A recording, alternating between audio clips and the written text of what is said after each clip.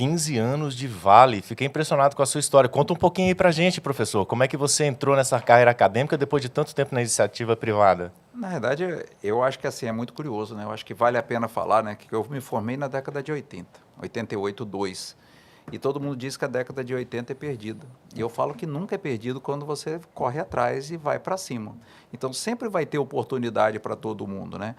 Eu, na realidade, fiz vários estágios e, na realidade, por incrível que pareça, eu estava contando até a história antes para vocês, eu não entrei na Vale nem pelo porto e nem pela ferrovia. Eu entrei pelo Centro de Processamento de Dados. E por quê? Quando eu fiz engenharia, eu tinha feito um intercâmbio nos Estados Unidos. E nesse intercâmbio eu fui aprender um tal de computador, que em 83, 84 ninguém falava, era a inauguração do Mac. E eles colocaram um Macintosh em cada escola americana e a gente fazia fila para ver o computador, porque ninguém sabia o que era aquilo. E era uma tela menor do que a tela desses carros de hoje em dia. É uma tela de 10 polegadas, preto e branco.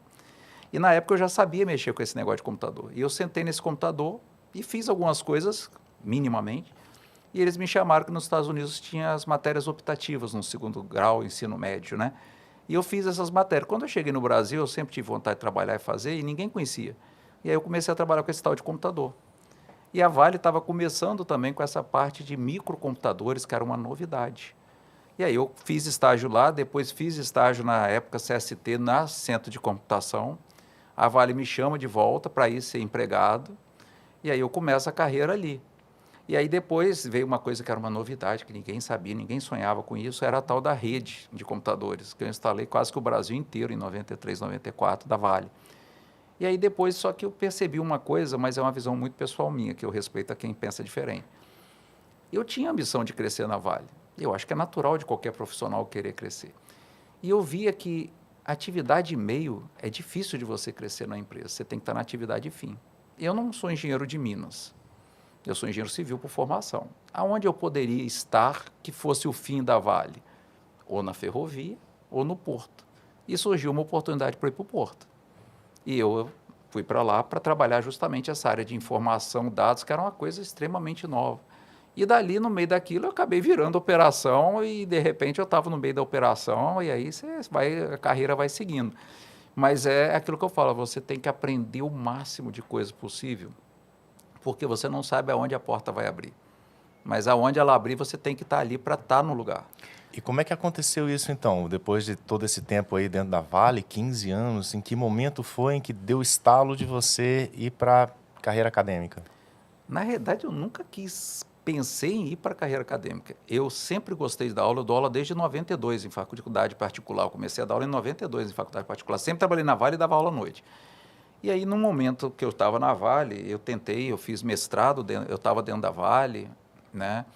E comecei o doutorado, eu estava dentro da Vale, já era gerente ali do Porto, planejamento, programação da carga geral. E aí o que aconteceu é que eu ia perder o doutorado.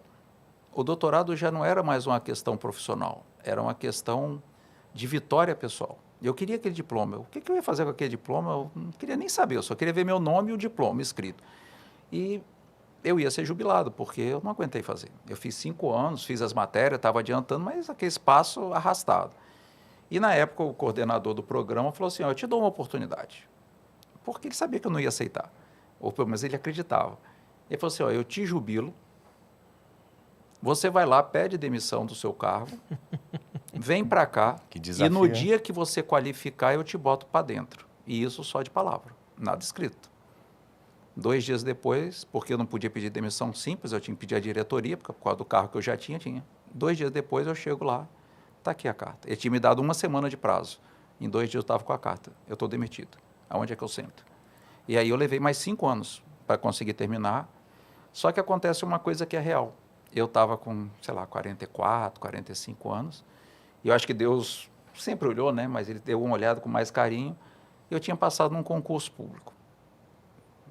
Só o resultado saiu 1 semana depois que eu defendi o doutorado, que era para ser professor do antigo Cefet, que hoje é o IFES Espírito Santo, e eu passei para Vitória, e eu olhei e falei assim, cara, 45 anos, qual é a empresa que me contrata de volta?